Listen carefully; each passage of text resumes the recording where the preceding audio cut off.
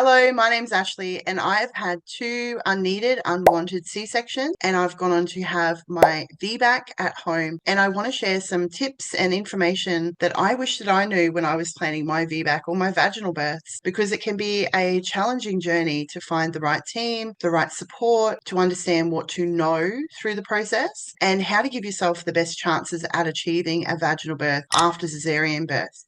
If you're here, it's probably because you're curious about VBAC or you want to have a vaginal birth after C-section. So I hope that these videos will be helpful for you to feel more confident as you go through them. As I said before, I had two unwanted and unneeded C-sections. Just to give you a little bit of an overview for those experiences, I had an induction because I had GDM with my first baby, and I consented to an induction without really understanding what that meant. I remember the process being quite unsupported. As you can tell, maybe from my accent, I'm based in Australia, so I was going through the public system, which is different to maybe if you're in America, you have a different system that's happening there. So we didn't get the opportunity to choose our doctors or our midwives or anything like that unless you go private, and that's an out-of-pocket expense unless you have private insurance. So I was going through the public system, and I really wanted to know what the birth process was, and I just was seeing random doctors. I saw a similar doctor a few times, but I wasn't really getting the kind of support that I thought I should be getting as a first-time mum. I thought it was a bit of an exciting experience. I was having my first baby. I thought that the doctors that I was seeing, because I was placed into obstetric care because of the GDM and also because I'm a bigger woman, I thought that I was getting really great care.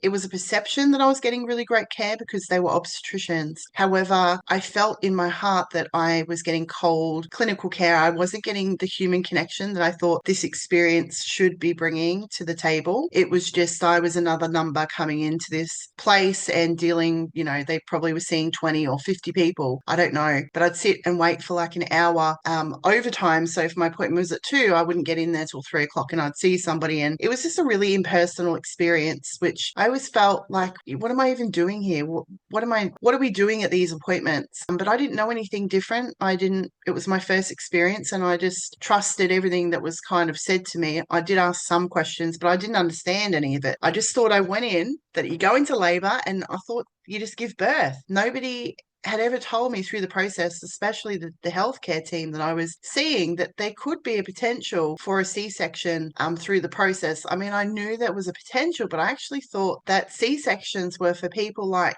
Victoria Beckham, who at the time I had this mentality like it's too posh to push, was something that I remember growing up and hearing. And I thought, well, nobody has had C-sections in my family, and none of my friends have had C-sections. So why would I end up in a C-section? And I went through this induction process, and the induction failed, and I ended up in a C-section with that first baby. So when it came time to my second baby, I thought I'll just have a VBAC. I waited the time frame, and I thought, well, if I don't have an induction this time, because that's the reason for my C-section, then I'll just have a vaginal birth. I'll go into spontaneous labor and I'll just have a vaginal birth. That was really wrong. There was a lot more that needed to be done and a lot more that needed to be considered for me to achieve a vaginal birth. It's not as easy as having a vagina and having a vaginal birth. And that in itself is wrong, because majority of women can have vaginal births if they're supported, if they're birthing in the right space with the right birth team and they understand. The system is now so complex, the hospital system is so medicalized that it is very rare. It is less common for a woman to have a physiological birth process. In fact, only 1% of women are having physiological births. Physiological birth means the way that our bodies are designed. If you have a physiological birth, it means it's undisturbed, you're not having any interventions, and you're having a physiological birth, birthing out your baby vaginally and birthing the placenta. More women are having physiological births, vaginal births, but they're having medically assisted births of the placenta. It astounds me. Women in countries like mine, Australia, the UK, and the USA, are having so many medicalized births, and that so many women are having experiences that are traumatic. I just didn't know this information when I first had my baby. When I had my second baby, I spent my entire pregnancy advocating for a spontaneous labor.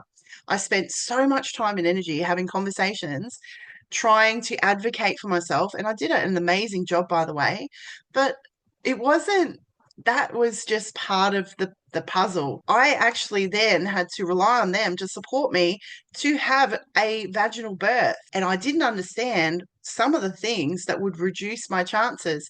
So I went into hospital and a cascade of interventions happened. There was a manual rupture of my waters. They talked about all different things, and I'll go into context and share this throughout some of the other videos that happened with my births to explain to you what are some of the bumps in the road that can actually stop you from achieving your vaginal birth. Because I thought I just go into spontaneous labor, I go in there and they support me and they help me have this baby, but it was the complete opposite experience. Now, I'm not saying my experience is the same experience that every woman in the world is going to experience, but I now work with women across the world, especially in Australia, USA, and the UK, who are having experiences, and it's quite challenging to, one, find supportive VBAC providers, two, for them not to do the bait and switch, which means that they change their mind at the last minute and want you to now change your birth plan, or three, sabotage the birth during the birth experience. So it's like this game of birth that you need to learn. If you're thinking about like a monopoly of birth, you've got to learn how to rig the game to actually have a vaginal birth. Unless you're a lucky person who has a very quick labor, or you have the emotional resilience and support to stay home for as long as possible, which is what a lot of people are saying. To achieve a vaginal birth, you need to stay home as long as possible, because that stops any interventions that you're going to have that are unnecessary and unneeded, which is just crazy.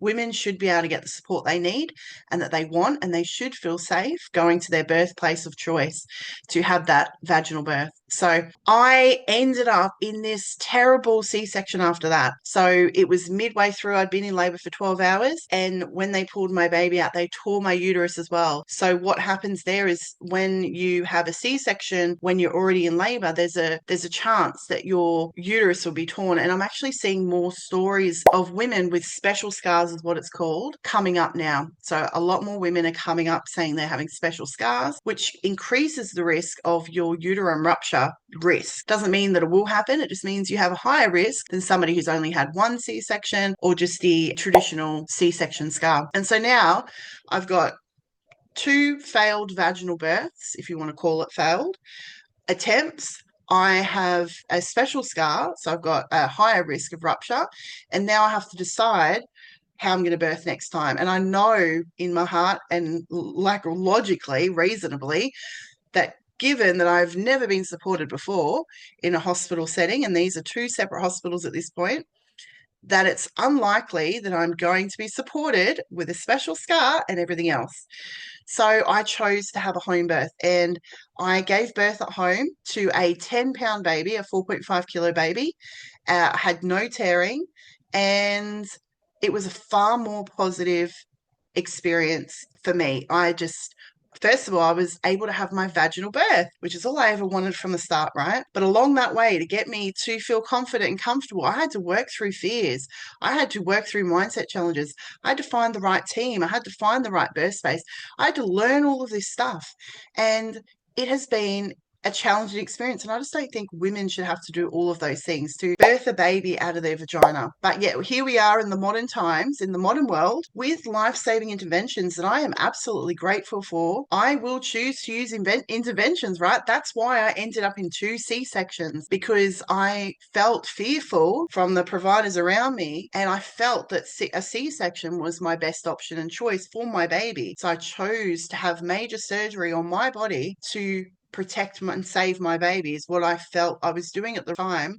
At that time, I thought that was the right choice. And it's a really hard thing to come out of a C-section when you've made a choice, believing in your heart, maybe not even in your heart, but believing because of the information you've been told at the time is the safest choice. And then to go out of that experience and actually start to find out that the information you were told was biased, it wasn't factual, it wasn't truthful, and actually there were many other paths that I could have taken that were not offered to me by the healthcare team. And so I'm not alone. Millions of women worldwide are in the same situation as me, and it is upsetting. it's a crisis, honestly. It is a human right, women's right, birthing rights crisis that's happening across the world that needs to be resolved. Women deserve to have more choices and they deserve to be supported more. That's a little bit of a brief overview of my experiences, and I've had all types of experiences. I'm a doula, I'm a childbirth educator, and I'm a mum of 3, and I am a woman who has gone through those experiences and come out the other end, and I've learned so much in this time frame. So I've been doing this work now for over 8 years, and what I plan to do with this channel is share information with you to support you on your journey so you can feel supported during this and get as much information and wisdom and support so you can hopefully go on to have a more confident and empowered vaginal birth. I have a lot of information in a VBAC village that I've created that put all of the information to help me achieve my vaginal birth. And what I have been teaching and working with my clients, it's a framework I've been working with. So you don't have to go all over the place to try to find VBAC statistics, information for this, information for that. It's all in one place. It's at a really good, affordable price for people to come and join our membership. You can come and join us for a month. You can come and join us for 6 months. It's up to you. You can leave anytime. And we also have monthly group calls. So for those who want connection, support with other women who are planning VBACs, this is a beautiful, safe space for you to come to ask questions, get guidance, get support, and connection with other mums. Because it is one thing to understand the information on an intellectual level, but also some of the bigger work that we do inside of the VBAC village is about your inner self. It's about feeling safe in your body, feeling safe from the fears, being able to calm your nervous system down and come home to yourself so that when you go into that birth experience, wherever you choose to birth, that you have the skills to use your voice, feel safe, and identify what you need in that experience, because you are the boss in the birth experience. You're the captain of the ship, and you have to step up and become the captain. You cannot go into that birth as a people pleaser and just allow other people to make those decisions. That's not how you achieve a vaginal birth. The way that you achieve a vaginal birth is by understanding the things that you want and by listening to yourself and using your voice. So if you would like to come and join us, I would absolutely love to see you in there. Come and join us. I've popped the link below and we will bring out a new video soon. Thanks for now. Bye.